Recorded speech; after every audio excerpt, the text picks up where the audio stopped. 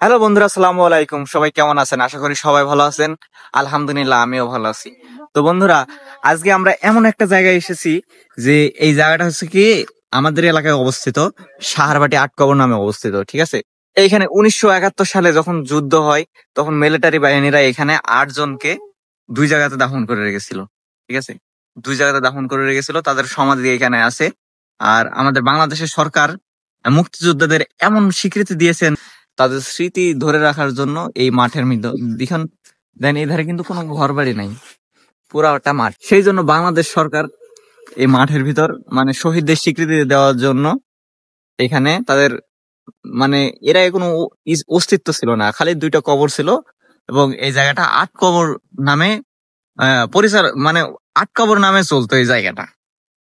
আর এখন সময়ের পরিবর্তে বাংলাদেশ সরকার মনে করেন মুক্তিযোদ্ধাদের অনেক স্বীকৃতি দিচ্ছে, ওই জন্য এখানে মুক্তিযোদ্ধাদের যাতে স্মৃতি হিসাবে ধরে রাখা যায় এই জন্য স্মৃতিসৌধ তৈরি করে রেখেছে। এই যে পিছনে স্মৃতিসৌধ আছে, আপনারা পিছনটা দেখতে পাচ্ছেন, এখানে স্মৃতিসৌধ আছে।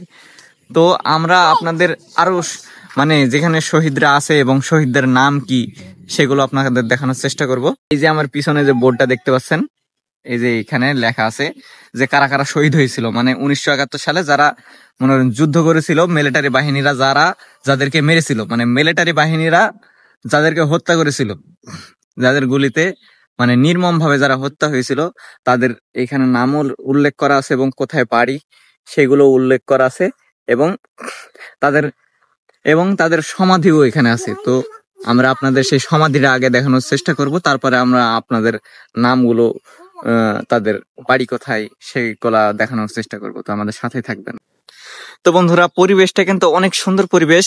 এই যে দেখেন, আপনারা দেখতে পাচ্ছেন যে উপর দিয়ে যে সূর্যটা উকি দিচ্ছে, এই ওয়েদারটা কিন্তু দারুণ ওয়েদার।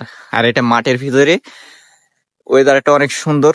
এই জায়গাতে কোনো বাড়িঘর নেই, শুধু যে শহীদদের স্বীকৃতি দেওয়ার জন্য শুধু এই স্মৃতিসৌধগুলা তৈরি করে রাখা হয়েছে। যারা এই জায়গাটাতে বেড়াতে আসে তারা কিন্তু অনেক মানে স্বচ্ছন্দ বোধ মনে করে, প্রাকৃতিক নিরিবিলি পরিবেশ।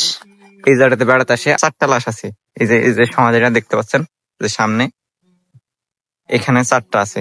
এবং তাদের এখানে সাইনবোর্ডে লেখা আছে শহীদ বীর মুক্তিযোদ্ধাদের, মানে এই সমাধি শহীদ বীর মুক্তিযোদ্ধাদের কবরস্থান 1971 সাল এবং সাহারবাটি আটকবর আমাদের এলাকাতে অবস্থিত। সাহারবাটি আটকবর, এখানে 4 জন আছে।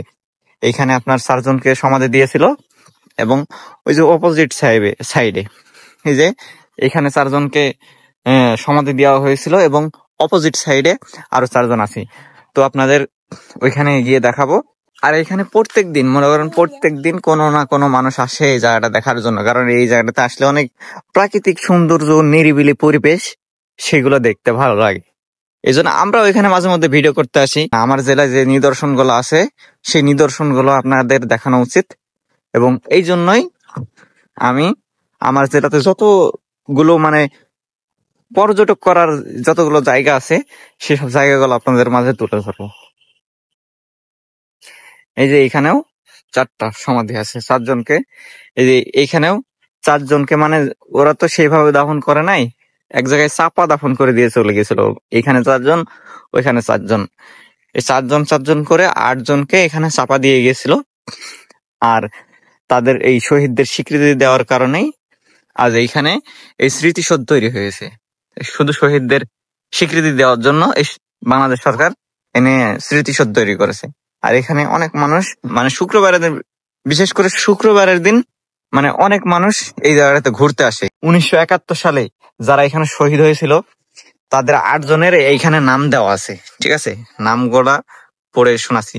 ওই যে এখানে শহীদ বাবর আলী, শহীদ আজিজুল হক, শহীদ মনসুর আলী, শহীদ নূর বক্স, শহীদ মুজিবুর রহমান, শহীদ আফসার মালিথা, শহীদ জবদুল্লাহ এবং শহীদ সাকের আলী 8 নম্বরে। মানে যে 8 জন শহীদ হয়েছিল সে 8 জনের নাম এখানে দেওয়া আছে। আর এখানে গ্রাম সহ উল্লেখ করা আছে। এই যে গ্রাম হিন্দা, উপজেলা গাংনী, জেলা মেহেরপুর। মানে 4 জন মনে হয় অন্য জায়গার। গ্রাম হিন্দা, উপজেলা গাংনী, জেলা মেহেরপুর। গ্রাম হিন্দা, উপজেলা গাংনী, জেলা মেহেরপুর।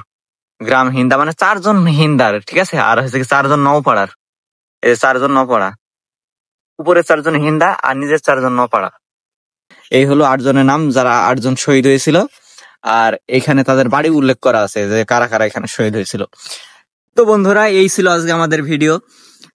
আরো নেক্সট ভিডিও আসতেছে। আমাদের দেখার মতো জায়গা মুজিবনগর আছে, এবং আমাদের ভাটপাড়া নীলকুঠি আছে, এবং আমঝুবি নীলকুঠি আছে। স্বাধীনতার ঐতিহ্য, স্বাধীনতার চেতনা যদি আপনারা দেখতে চান, মানে কিভাবে যারা শহীদ হয়েছিল, ঠিক আছে, 1971 সালে কিভাবে শহীদ হয়েছিল, সেটা মুজিবনগরে গেলে দেখা যাবে। ঠিক আছে, আমার জেলাতে অবস্থিত।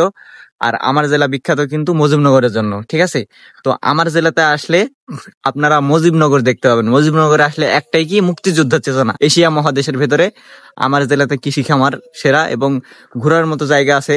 মনে করেন যে আমঝুবি নীলকুঠি, ভাটপাড়া নীলকুঠি এবং মুজিবনগর। এখনো অনেকগুলো জায়গা আপনাদের ঘোরানো বাকি আছে, এবং আমার যারা যারা এইসব জায়গাগুলো দেখতে চান, অবশ্যই আমার চ্যানেলটা সাবস্ক্রাইব করে রাখবেন। তো সবাই ভালো থাকবেন, সুস্থ থাকবেন। আজকের মতো আমি বিদায় নিচ্ছি। দেখা হবে আরো একটা নতুন ভিডিওতে। তো সবাই ভালো থাকবেন, সুস্থ থাকবেন। আল্লাহ হাফেজ গাইজ।